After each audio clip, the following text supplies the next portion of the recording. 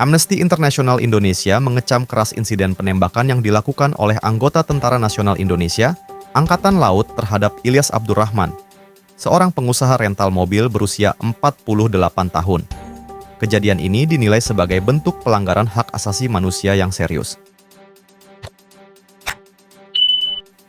Peristiwa tragis ini terjadi pada Kamis, 2 Januari 2025 di rest area Jalan Tol Kilometer 45 Merak Tangerang. Insiden bermula ketika Ilyas bersama beberapa temannya mendatangi lokasi kejadian untuk mencari salah satu mobil miliknya yang disewa oleh pihak lain. Pemilik curiga karena perangkat GPS pada mobil tersebut telah dilepas. Saat mencoba mengamankan mobilnya, Ilyas justru ditembak di bagian dada oleh salah satu anggota TNI AL. Ia tewas di tempat, sementara salah satu rekannya, Randy, juga menjadi korban penembakan dan mengalami luka di perut kanan.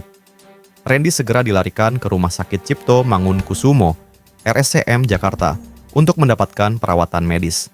Menurut informasi, mobil tersebut dikuasai oleh 4 orang. 3 diantaranya adalah anggota TNI AL, Sertu AA, Seru RH, dan Klasi Kepala BA.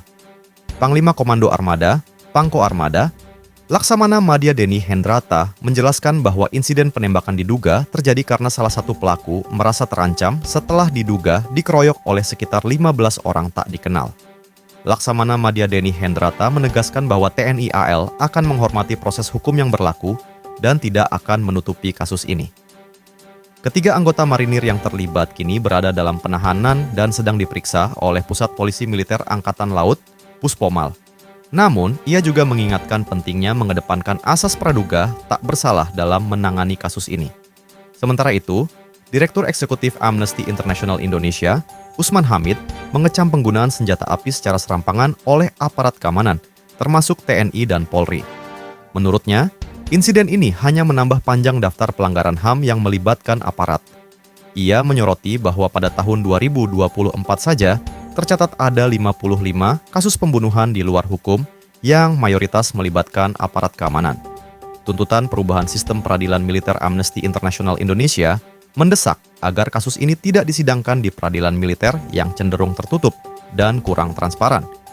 Usman Hamid meminta pemerintah dan Dewan Perwakilan Rakyat, DPR, segera merevisi Undang-Undang Peradilan Militer Nomor 31 Tahun 1997 untuk memastikan akuntabilitas dan keadilan yang lebih baik.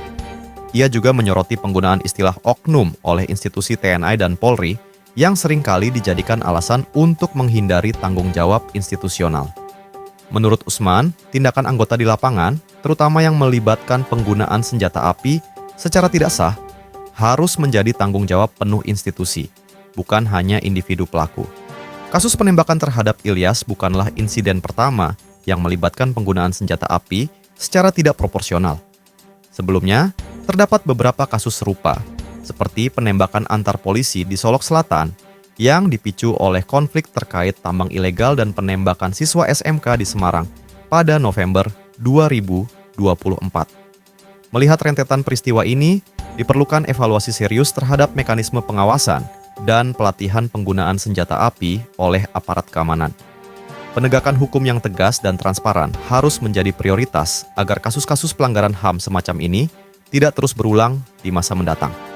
Insiden penembakan yang melibatkan anggota TNI AL ini mencerminkan masih lemahnya kontrol dan pengawasan terhadap aparat keamanan dalam menjalankan tugasnya. Selain menuntut pertanggungjawaban hukum yang transparan, perlu ada reformasi sistemik, terutama dalam hal revisi peradilan militer dan evaluasi SOP penggunaan senjata api.